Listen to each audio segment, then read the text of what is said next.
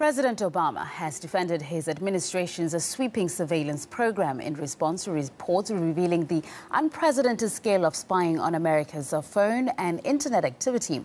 The U.S. leader said the encroachment on people's privacy was modest and necessary for the country's security.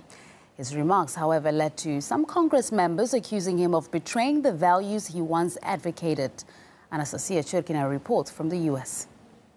In a massive leak on the extent of surveillance on hundreds of millions of people, dubbed breathtaking by civil rights groups and outraged Americans, more revelations on what exactly U.S. officials have been popping into the light.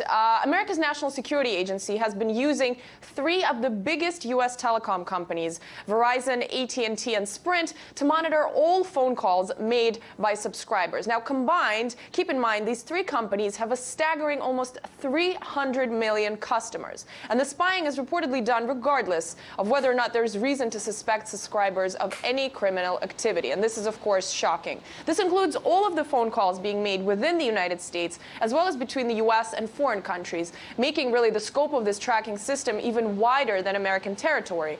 And of course, this all comes at a time after the Obama administration acknowledged the existence of an NSA and FBI program dubbed PRISM. In a nutshell, this program, what it entails is 9 major internet companies that include Google, Facebook, Yahoo, Microsoft, Skype, YouTube, Apple, AOL, and Paltalk have been used by U.S. officials to monitor photos, videos, emails, and audio, and all other sorts of information, tracking a really sweeping scope of individuals' online activity. And the NSA is, of course, traditionally understood to gather foreign intelligence, so the tracking of hundreds of millions of Americans' online accounts on U.S. territory through American companies is certainly a huge revelation, to put it mildly. But because of the popularity of these web companies such as Google and Facebook, for instance, it's absolutely obvious that communication spied upon does not just include Americans, and overall just staggering, all-consuming monitoring of personal data that is a major eye-opening example of what Obama's administration has been up to. We have heard comments from Europe, namely Germany, for example, about the need to clarify the scope of this U.S. program. Questions are also being asked about the extent of the knowledge of the British government in terms of what kind of knowledge it had on this surveillance activity and how it might have cooperated and dealt with the U.S. on this as well. And it's important to note that online freedom fighting group Anonymous has leaked a total of 13 documents. Curiously, one of them, the U.S. Department of Defense so-called strategic vision for controlling the internet, and on an intelligence sharing network which shares data with partners around the world.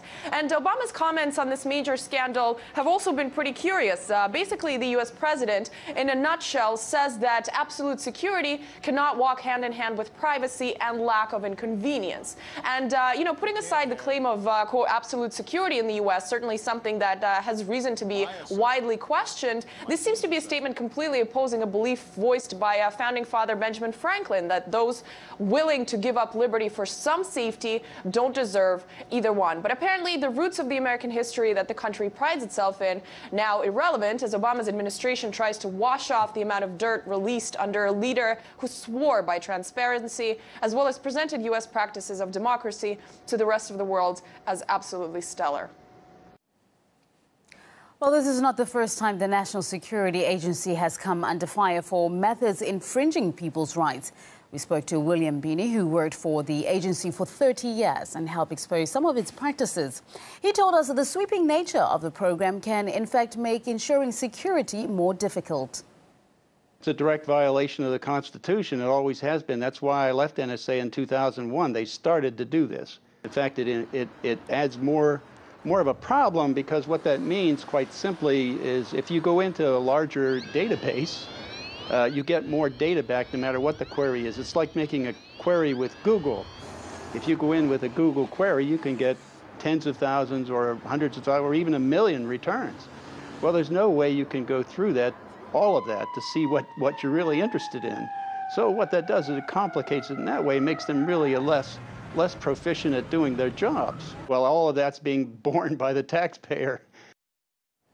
Now, the U.S. government is likely to open a criminal investigation into the leak that revealed the scope of the surveillance operation to British and American newspapers. Paul Rosenberg, the author of the Freeman's Perspective newsletter, thinks despite this bombshell, most Americans are still in denial over the state of things.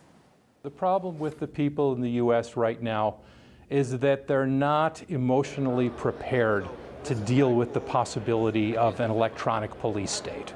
It's just something that they've never, that's something that happened in East Germany. It's something that happened in China, but they never think such a thing is possible in America. And it's a good question of how many people will just find a reason to pass it off. There was terrorism 100 years ago, there was terrorism 30 years ago. These organizations spent billions before 9/11, they spent billions before the 7/7 bombings, they spent additional billions before the Boston bombings, and they occurred just the same. There's going to be terrorism 100 years from now too. So it's a fallacious trade to say, oh, give us all of your privacy and we'll give you security. They haven't done it and they can't.